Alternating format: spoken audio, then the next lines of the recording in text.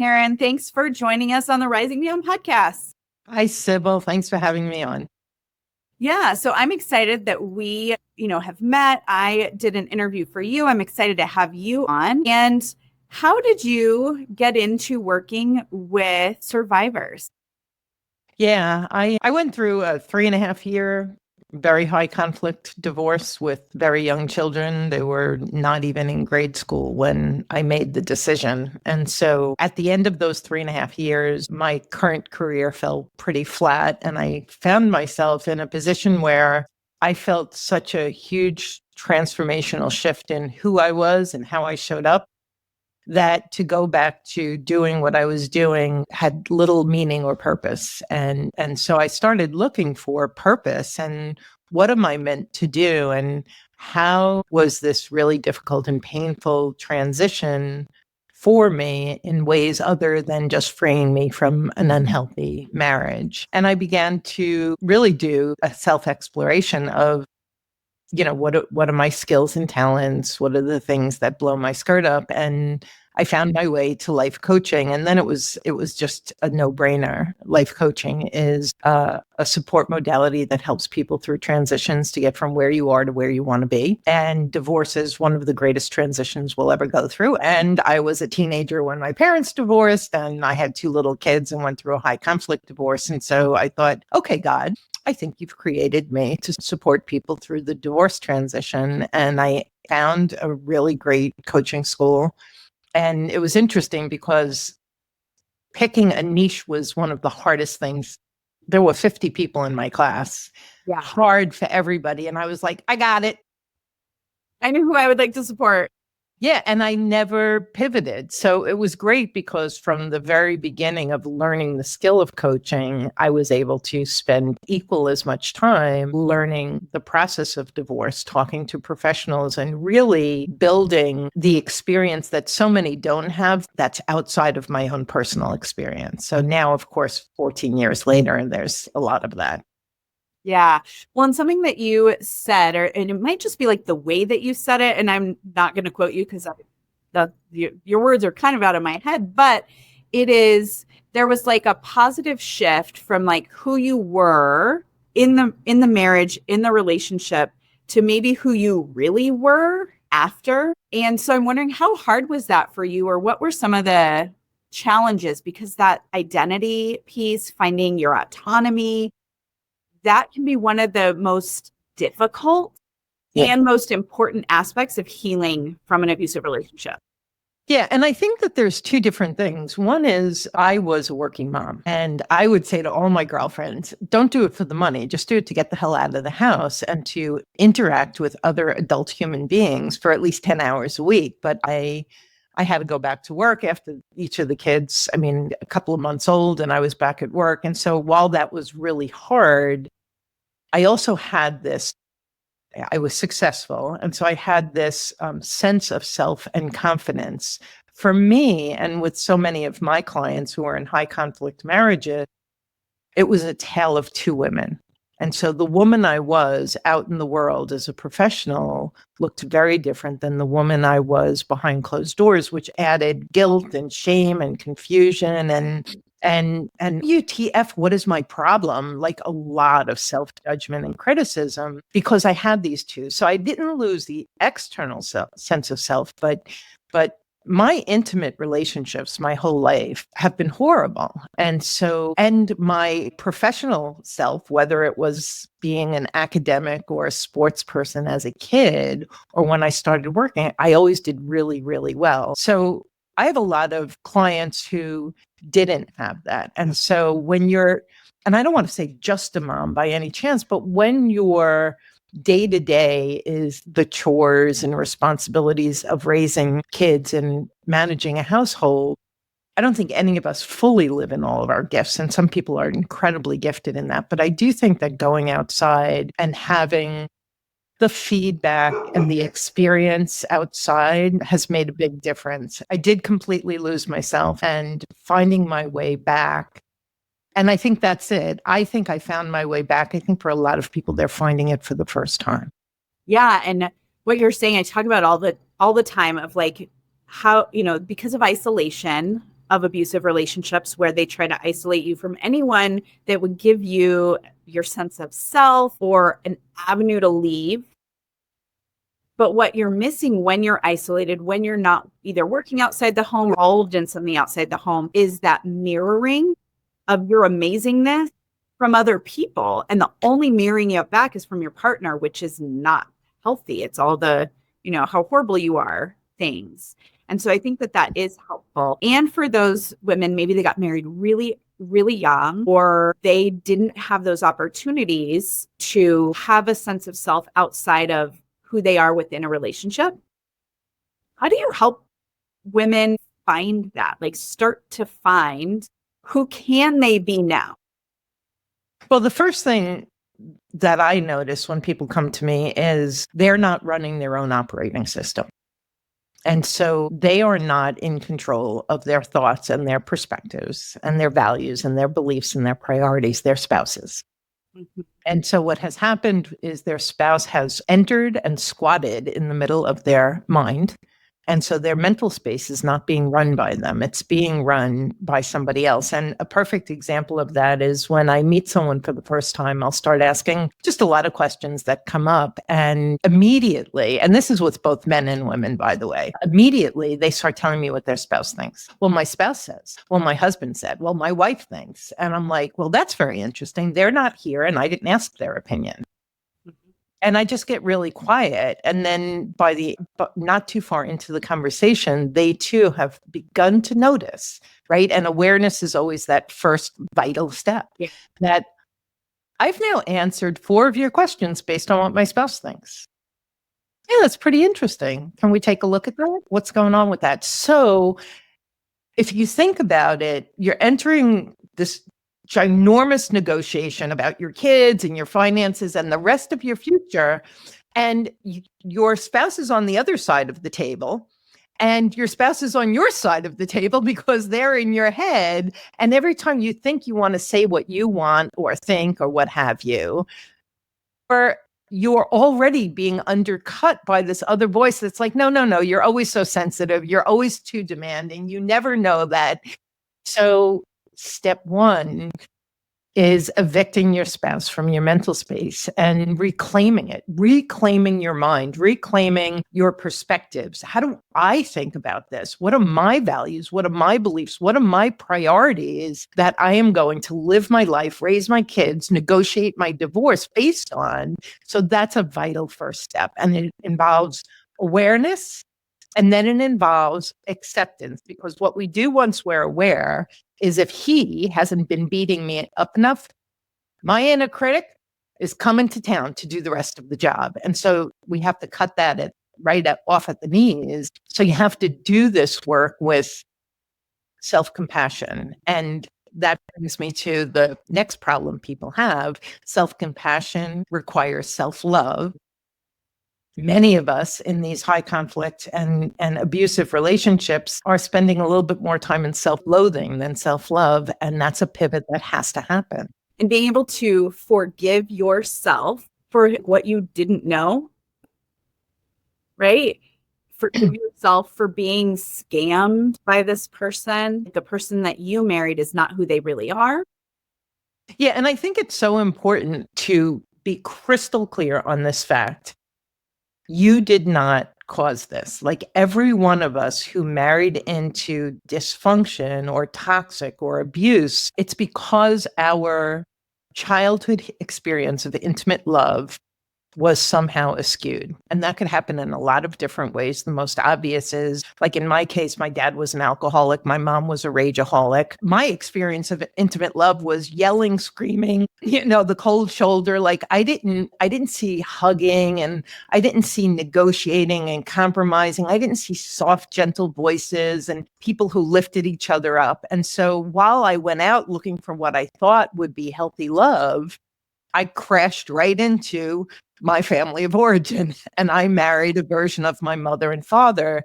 And I've been doing this for 14 years. And I would say probably I could comfortably say 98% of the clients that I work with will come to the conclusion that they've married a person who brings to the surface their wounds from their parents. Yeah. And it's interesting because people have these ideas similar to like abusive relationships. It's like, well, I'm not getting hit. I'm not being sexually abused. And so sometimes you will look at your family of origin and think, no, I had air quotes, normal family.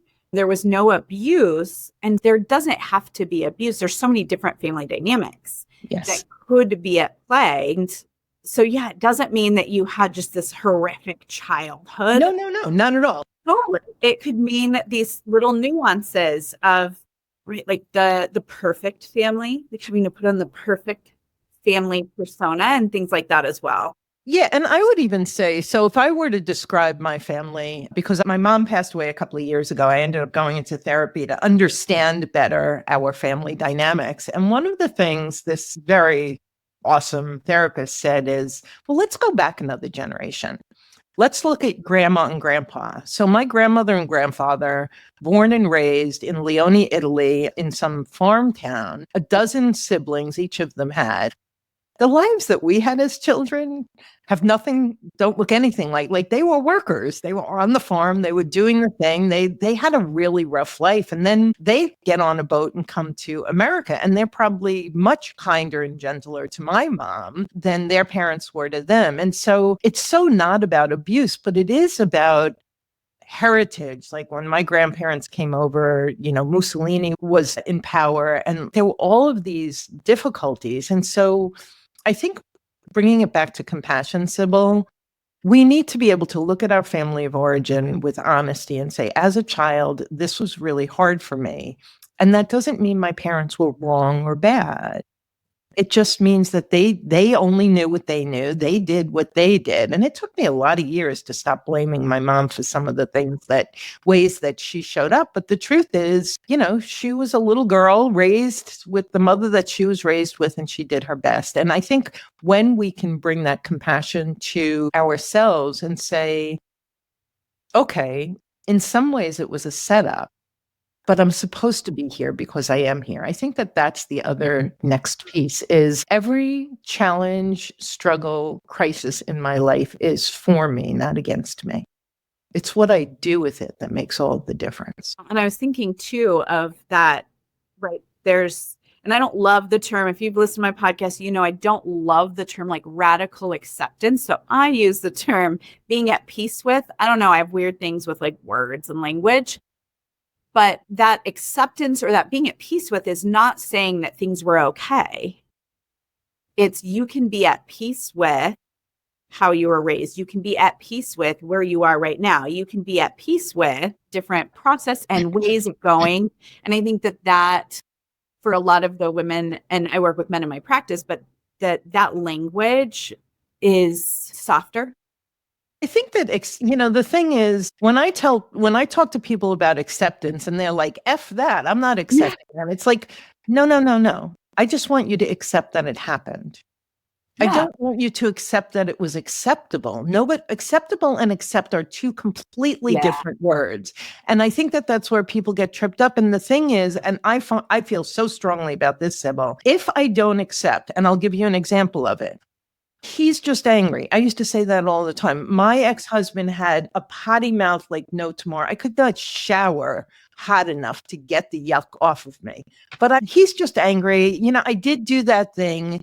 I'm not accepting that he is an abusive SOB and he has a potty mouth and he says mean things and they're hurtful. Until I accept that, no, he's not just in a bad mood. He has these tendencies and behaviors. I have no choice to do anything about it. It's only a thing I accept that my spouse is an alcoholic. I expect that my spouse is on the autistic spectrum. I expect that my spouse has narcissistic tendencies, that I can say now, I'm not making believe, I'm not ignoring or avoiding. Now I can actually make choices because of what I accept is true about myself or someone else. Now I get to make choices that might include boundaries, might include different ways of communicating, might include making different kinds of decisions. I have none of that agency until I step into acceptance. Yeah. And I'm thinking even post-separation, that accepting that your ex is not going to follow the parenting plan. And you have no responsibility for them to get them to follow the plan. And so those are those mindset shifts of what is in my control, what is not in my control. This is my truth. How do you help survivors who really don't trust their truth yet? Yeah, well, and the foundation of trust. I mean, people ask that all the time, like, how am I supposed to trust again? And it starts here. You don't have to worry about trusting everybody else. You don't have to worry about that. Let it go. If you trust yourself, and so I don't trust myself. I don't even know how to trust myself. When our fear voice is so loud, so blaring, so amplified, don't do that. That's bad. You're going to be in danger. Our soft, intuitive voice, which says, you've got this, girl. You've got this, girl. We don't even hear it. There's so much chaos. There's so much noise. We're so frenetic.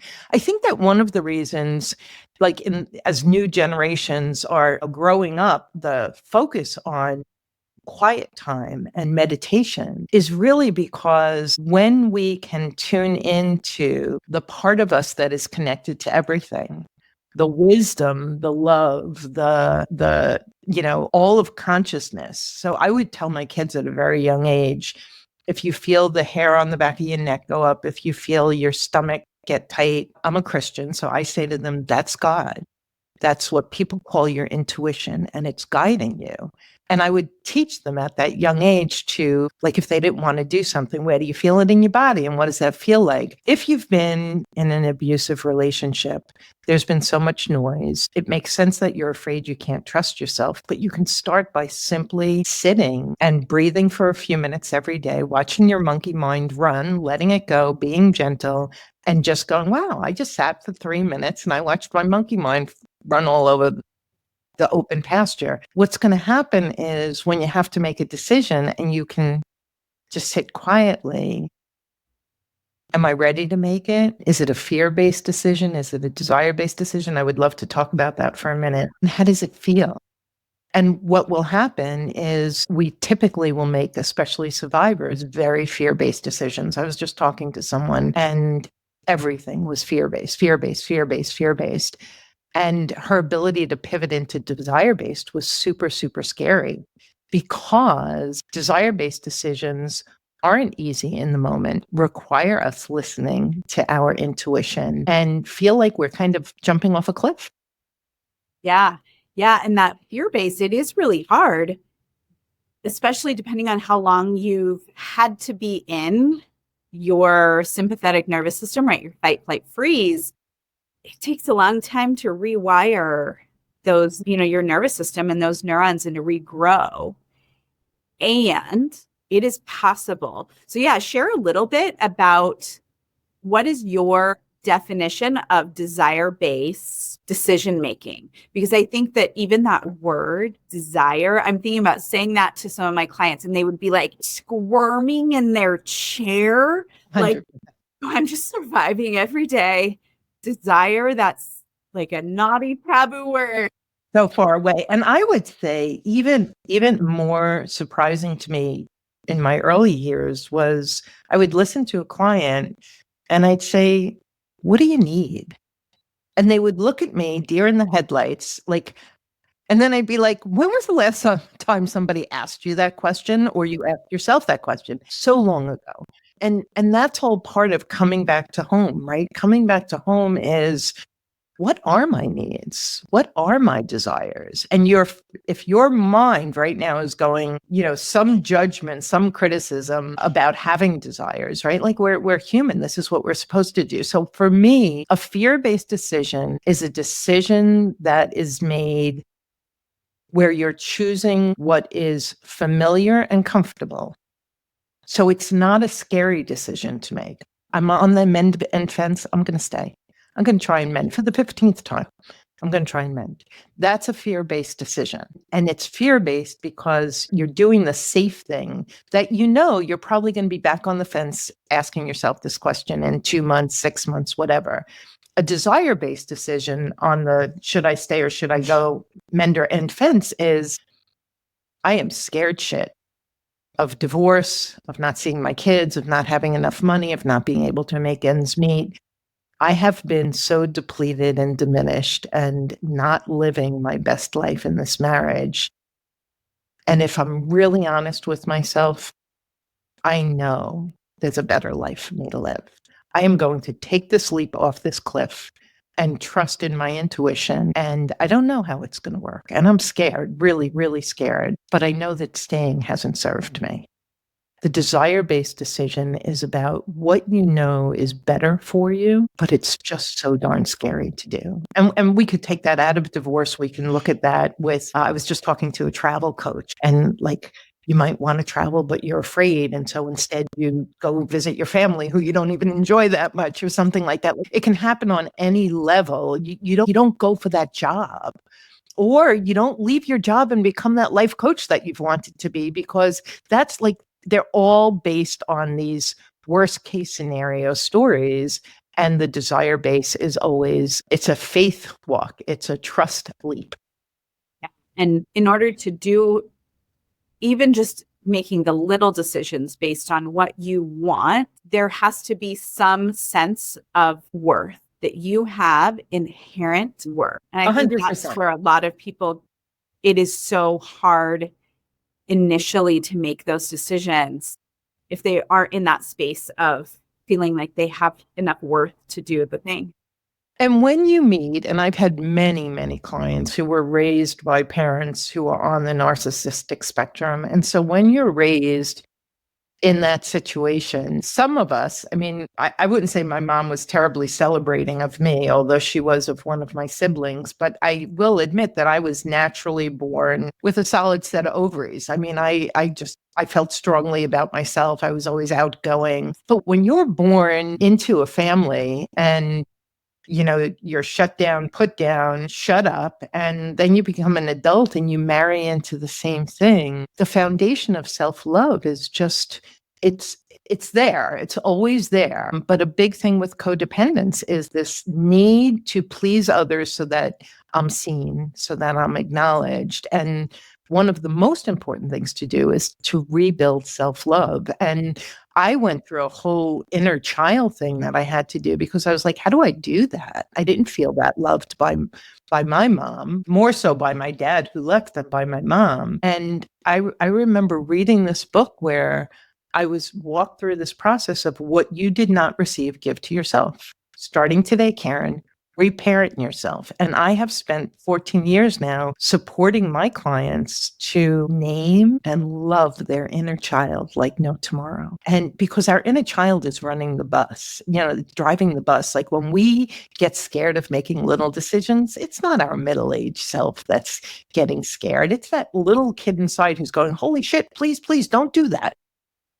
And when we can start saying, it's okay, I got you, instead of what the hell is my problem? Why am I getting so anxious? Why can't I ever just, right? Like that's criticizing not just yourself, but your inner child. So I believe very strongly that self-love requires us to spend some time with that younger version of ourselves and help our younger self integrate into our more mature self so that we are a really firm stand for ourselves. And then we get to teach our children to do the same. Yeah. And I think I talk a lot because so many of my mamas are so worried about their kids, right? That's sometimes the only reason they left. Sometimes that's their only reason for doing the things. And then it shifts to where they can do things for themselves. But initially that piece, and it's like, if you can offer these things to your child and offer them a safe place to fall, unconditional love, and, a place where, mistakes happen, right? I always say that, like that safe place to fall, your kids will be okay. They will build that resilience. And so the question I get asked all the time is how do I keep my kids resilient? But I'm like, well, how are you going to stay resilient so that your kids can be resilient? And that's kind of what we're talking about is 100%. offering yourself what you are offering your babies. Yeah. And I'll often just say that if someone gets really stuck and they're like, I can't because, and I don't deserve because, I'll often say, well, your daughter's name is Mary, right? Okay, so let's imagine Mary was 35 years old or whatever. What would and of course, their advice is filled with their inner wisdom and their intuition immediately, 100%. And sometimes I just get quiet and just see, like, did you catch that? Did you catch that your intuition just came out loud, amplified, crystal clear, wise as all get out, but you're not paying attention to it for you, and yet you just voiced it beautifully for, your future adult child. And so there's so many tricks because, the unconscious and the limiting beliefs and all this other stuff that we're wrangling with between our ears. But at the end of the day, especially if you're a parent, you can really use that exercise with your children. And if you're not a parent, many of my clients are like, but I have a niece or nephew, or I have a best friend, or I have someone I mentor. And so we can still tap into it. And it's a great way to start tuning into intuition. Yeah.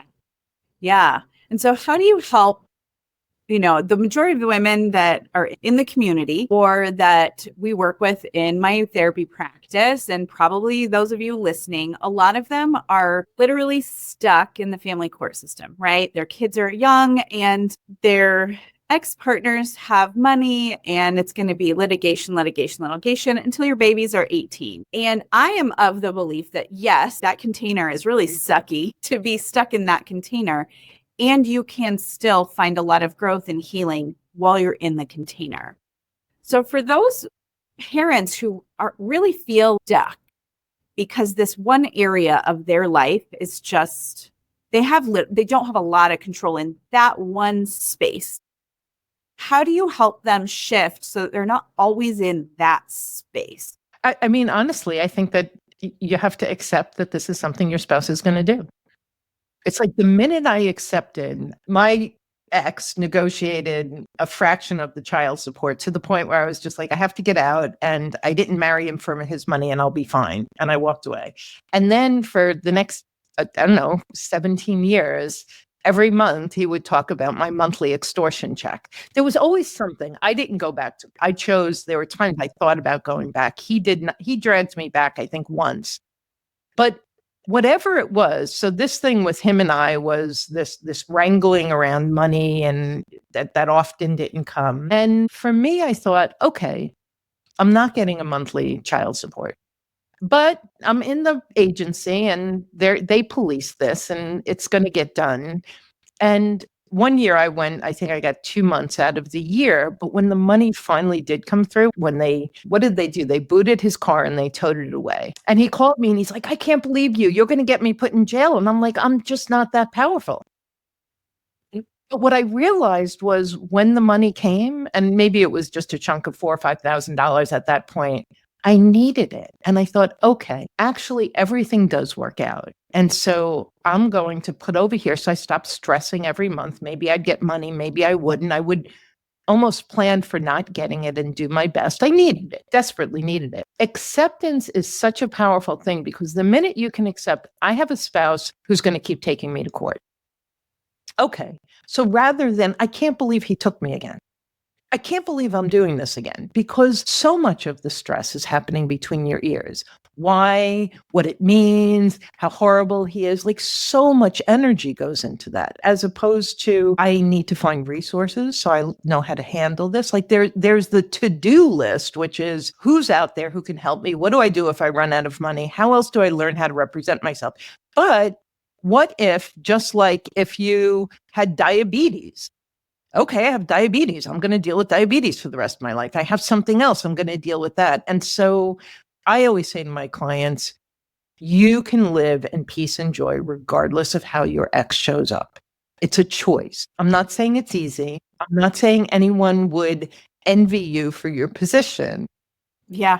But it's your position. You're here for a reason. Where are you going to grow? Where are you going to heal? Where are you going to refine? Where are you going to be a stand for your kids that other people cannot control and destroy your life?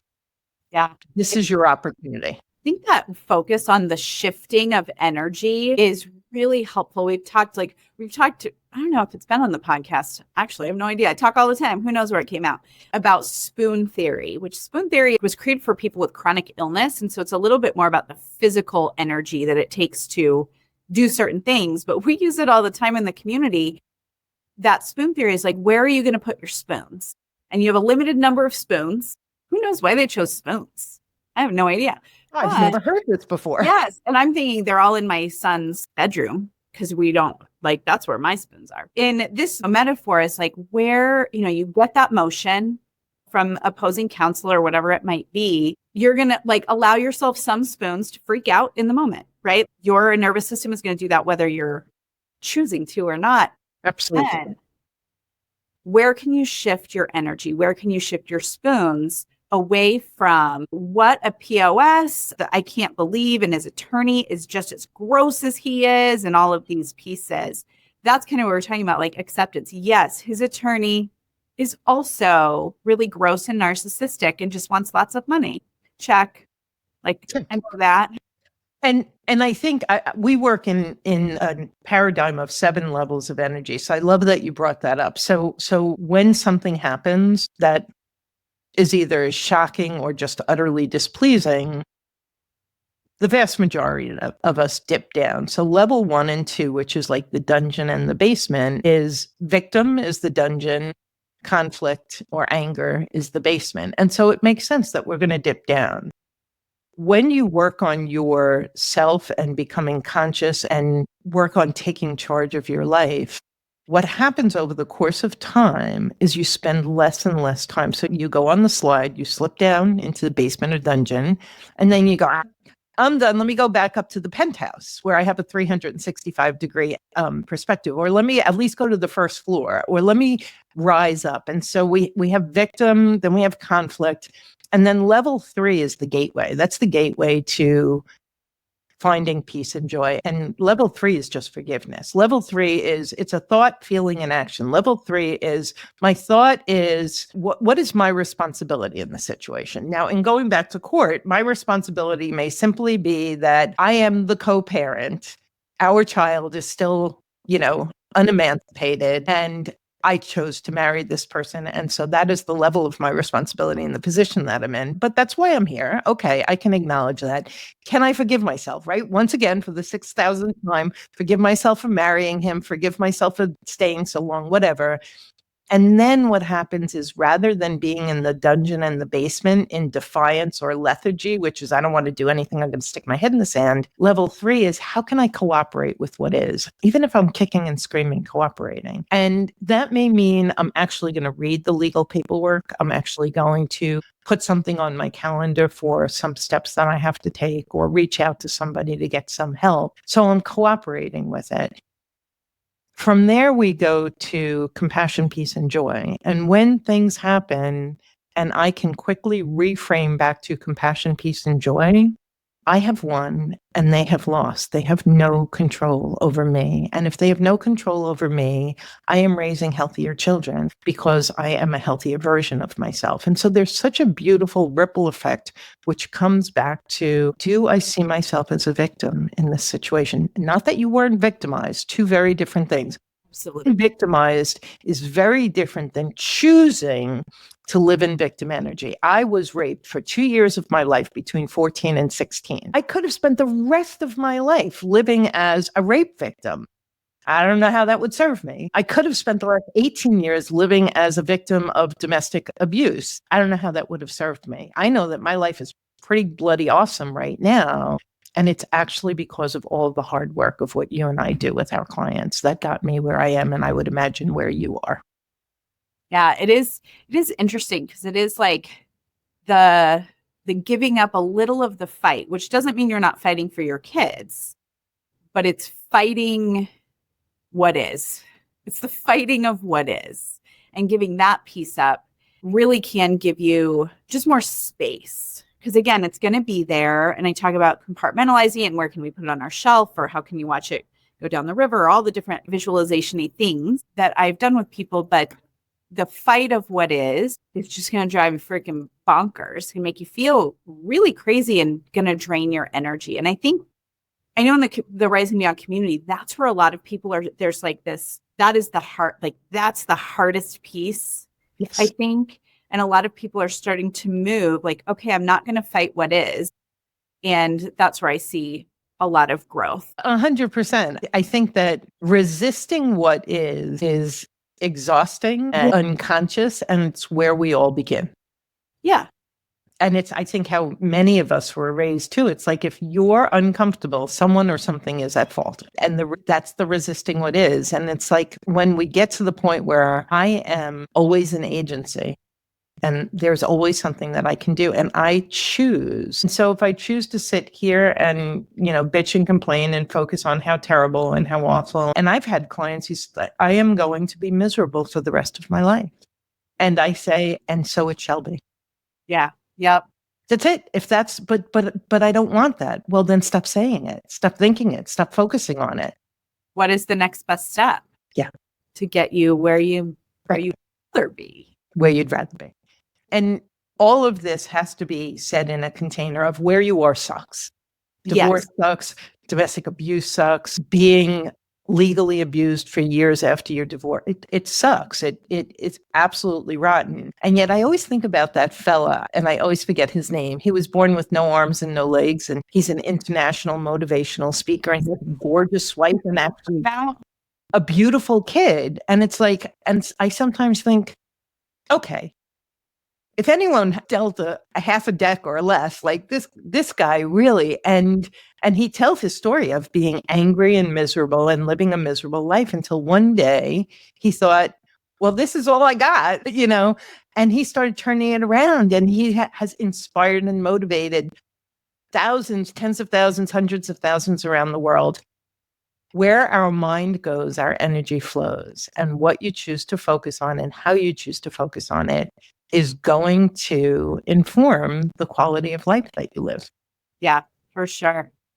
Well, as we wrap up, I am thinking that people may want to find you and reach out to you and they resonate with the way you work and your processes.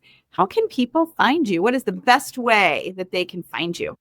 Well, because you guys are podcasters, Journey Beyond Divorce podcast, and Sybil will be coming out shortly too on one of our episodes as well. And then our brand new website literally went live yesterday. Yes.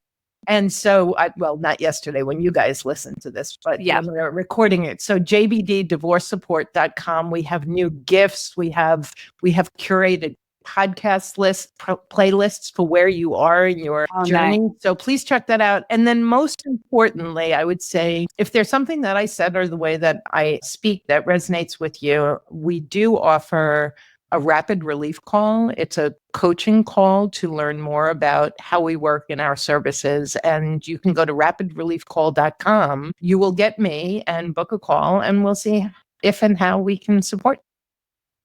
Yeah. And if you are doing something, you're multitasking, you are folding laundry. I think I fold laundry and listen to podcasts. You know that you can always go to the show notes. All the links will be there for you. And Karen, thank you so much. I know you and I could talk for ages. Yes. And so I assume we still will, but is the end of the episode today. Thank you so much for being here. Thank you. This was great. And thank you all, as always, for listening. We do this for you, and I'll catch you on the next episode of the Rising Beyond podcast.